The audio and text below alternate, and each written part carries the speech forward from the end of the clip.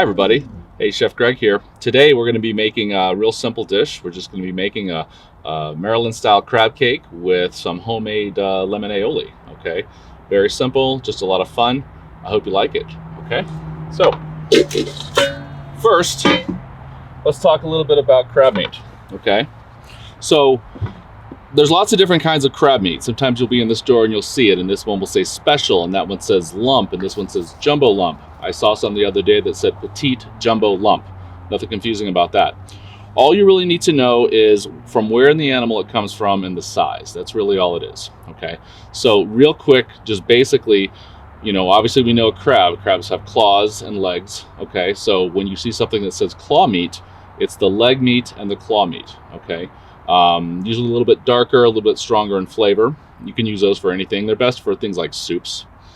The next grade up is what's called special. Special is just sort of small, finely, small pieces of crab that are just sort of like very, very small, like tuna fish almost. It's like that kind of grade of it. Special is really the best for something like this, just because you're going to be mashing it up anyway. It's also a little bit cheaper. The reason I don't like special is you really have to be careful. Sometimes you'll find little bits of crab, little bits of cartilage in there, shell, things like that. So I don't like to use special unless I have a lot of time on my hands. The next grade up is what we have here. This is called lump. So lump crab meat comes specifically from the in the crab's body, just on the inside of the legs. Okay, and there's these little lumps, as you can see, of muscle that come out just like that. Okay, that's really good crab meat. It's kind of a shame to use it in crab cakes because we're going to just mush it all up anyway, and it doesn't really taste all that different, but it's good and it's easy to use. And occasionally you'll see jumbo lump, which is the largest lumps that you can get. It's also the most expensive, specifically only from the very back leg, usually from a larger animal. There's also a type that's called back fin, which is from the lump region, but it isn't usually big and fat chunks like that. It's more smaller, like special. Okay, don't worry too much about it. It all tastes like crab. All right, so let's start off here. We're going to add just a little bit of crab meat, because that is the star of this show. We're going to add a little bit of breadcrumbs. I like to use this kind. It's called panko breadcrumbs. Panko is just a really nice, clean, white, dried breadcrumbs. I always like to imagine that somebody just took a bunch of Wonder Bread and they freeze-dried it, and that's what we have here. That doesn't sound very fancy, but that's what it looks like. It's just a nice, clean flavor. You'll notice I am not measuring things so much, because that's the kind of person I am. And also, you don't really know when you measure something, how moist is that crab meat? How moist is the breadcrumb? It does actually change. Let's add a little bit of chopped parsley. We're going to add some chopped onion. Don't go too crazy on the onion because it can really overpower the crab meat. If you spend that kind of money on lump crab meat, you want to be able to taste it anyway. Let's give a little bit of paprika. Okay. A little bit of celery salt. You could just use celery seed. I happen to like celery salt because it's salt and you don't have to add more salt. We mix these dry ingredients around somewhat like this. And again, you see you got these nice big chunks. It's good to see big chunks in your food.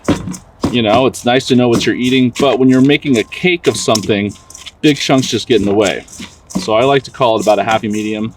We eliminate as many of them as we can, but we like to have a few in there just so you know this is good, this is quality, and you get a big mouthful of crab meat. Okay.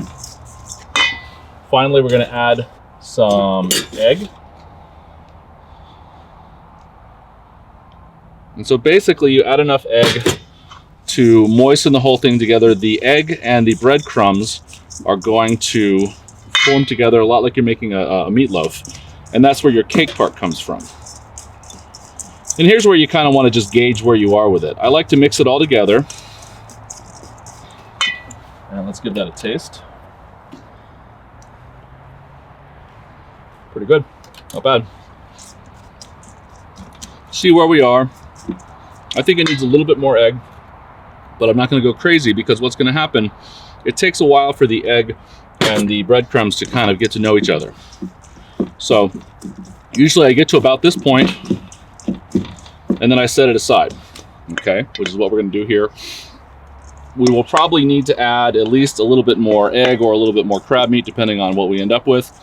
But let's let it moisten a little bit, okay? Now we're gonna make aioli, okay? You probably hear the word aioli here a lot. Aioli is a fancy French word. It really just means mayonnaise, okay? Specifically, aioli is a mayonnaise that has garlic in it. And even more specifically, aiolis are made with lemon and garlic, whereas mayonnaise is made with vinegar and no garlic. But really, nobody really splits those kind of hairs. Don't worry about it. When you hear aioli, think mayonnaise. It's kind of the same thing, okay? And really, if it makes you feel better, just think tartar sauce, because that's sort of the one we all know. All right? At its very simplest, it's just egg.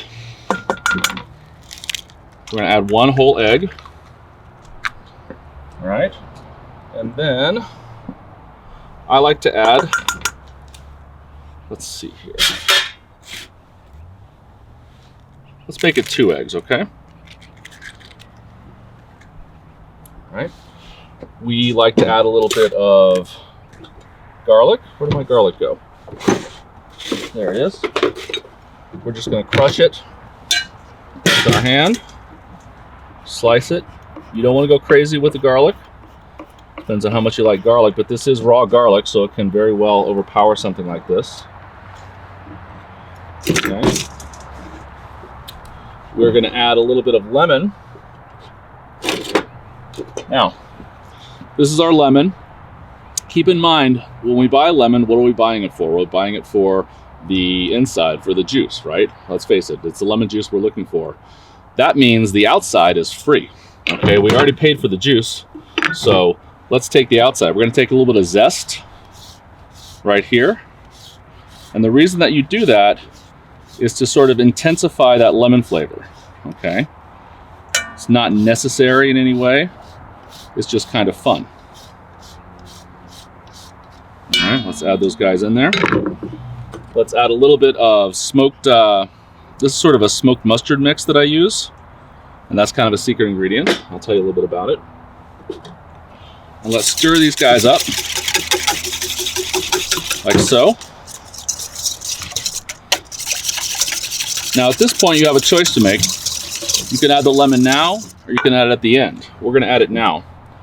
I have had people tell me both things, that you have to add the acid in the very beginning in order to make it emulsify correctly. I've also heard that you have to add the acid at the end, so it will emulsify correctly. I've done it both ways. It seems to work about the same, so don't worry too much about it. We got our handy little reamer here. We're gonna try and keep as many seeds out as we can. All right. And so at this point, let's give it a little salt too. And one thing I've noticed with aioli is you always need more salt than you think. You'll season it, you'll think it's perfect, you're gonna need more. If you get the egg nice and frothy to start with, it makes it a lot easier later.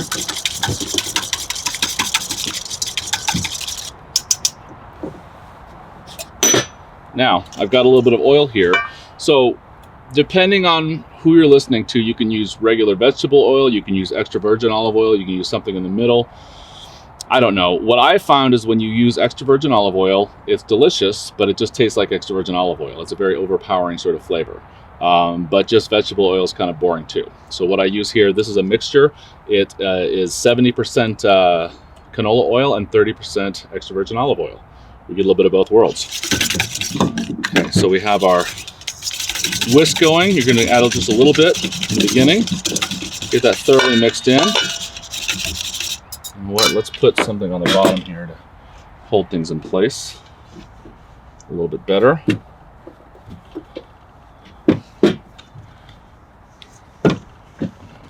Okay.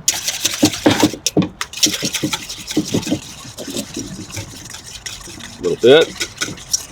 Once you kind of start to get a little bit thicker, you can start adding it. This is a lot easier with a blender, by the way. Slowly.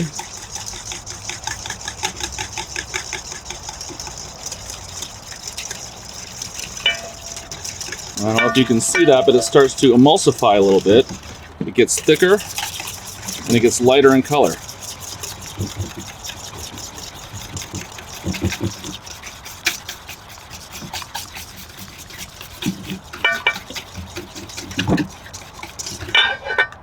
Sorry, our bowl is moving around on us a lot here. Let's keep going.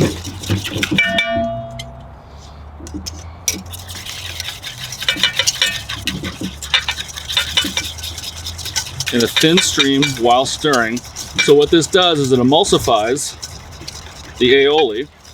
Emulsification is where you take something which is a fat and something which is a liquid, and you put them together in such a way that they don't separate. They will eventually separate. It's okay.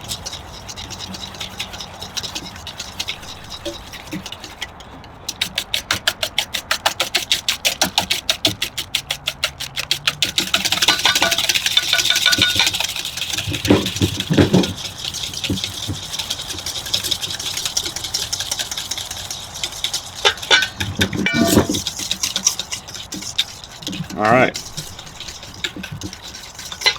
We are emulsified for the most part.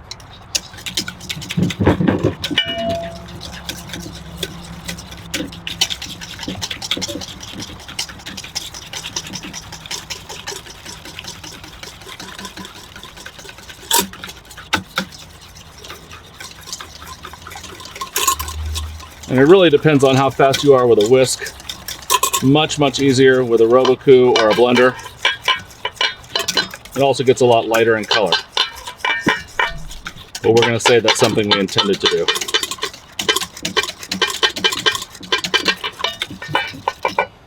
Okay. We have a basic aioli.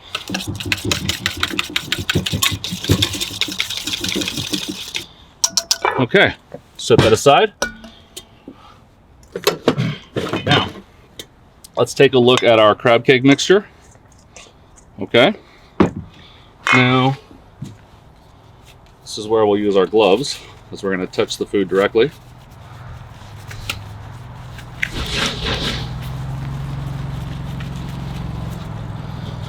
It feels like it's coming together kind of nicely. Feels a little bit wet, maybe, but I think it'll work. Okay. Let's throw a few breadcrumbs in there just to call it even. Now, let's take a regular pan, put some of our breadcrumbs in the bottom. Okay.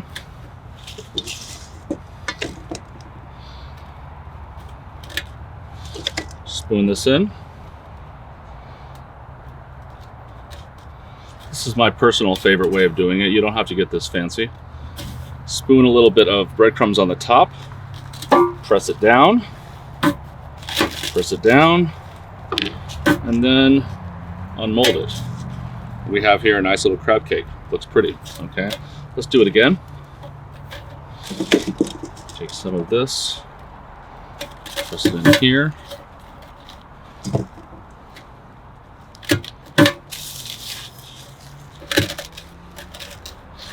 It's very easy to do two like this. When you have to do 250, it gets a little crazier than that.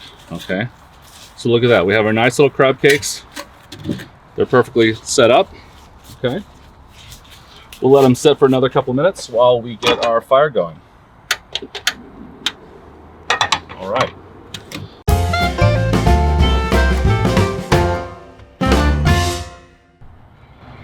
Okay, so we're gonna fry our crab cakes now. We're gonna use the same oil. But once again, it's up to you. It's your preference. Some people use oil, some use butter, some use olive oil, some actually deep fry the whole crab cake. I don't particularly like that. I like it better when you can see the crispness on both sides. Okay, let's clean up here just a bit.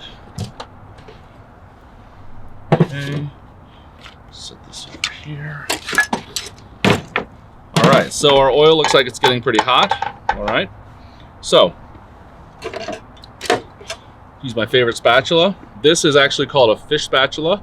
I like it a lot because obviously it's made for fish. The long handle and the way it's angled makes it very easy to get under something delicate like fish. And you can see I've been using it so much, it's been too close to the heat too many times. If you don't have one of these, you should get one. Okay, so let's fry our crab cakes.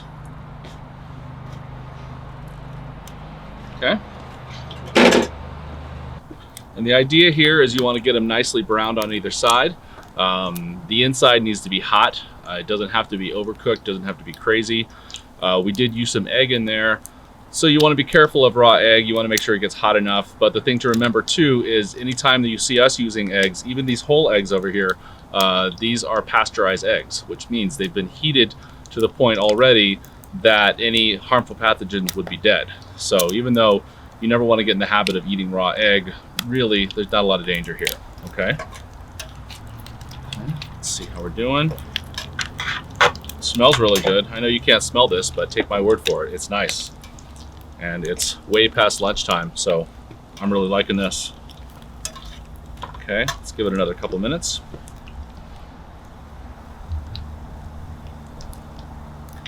So really just a kind of a nice brown on both sides.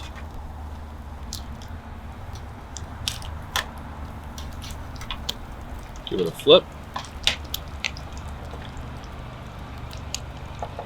I think they're going to hold together nicely. You see how they're just kind of browning up. The breadcrumbs and the egg and everything just sort of caramelize a little bit. Just makes it really pretty. All right. We're going to take some of this right here. Okay. And now we've got 2 more or less fully cooked crab cakes. So let's start plating. We have our beautiful aioli, which once again is just mayonnaise. Okay.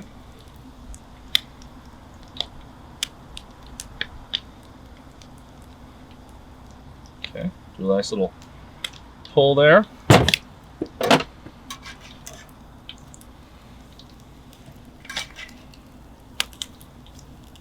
Okay, blot them just a little bit.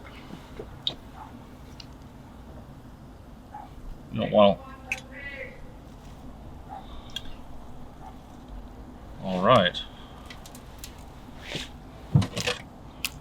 And now we have homemade crab cakes with homemade aioli for your enjoyment. Thank you.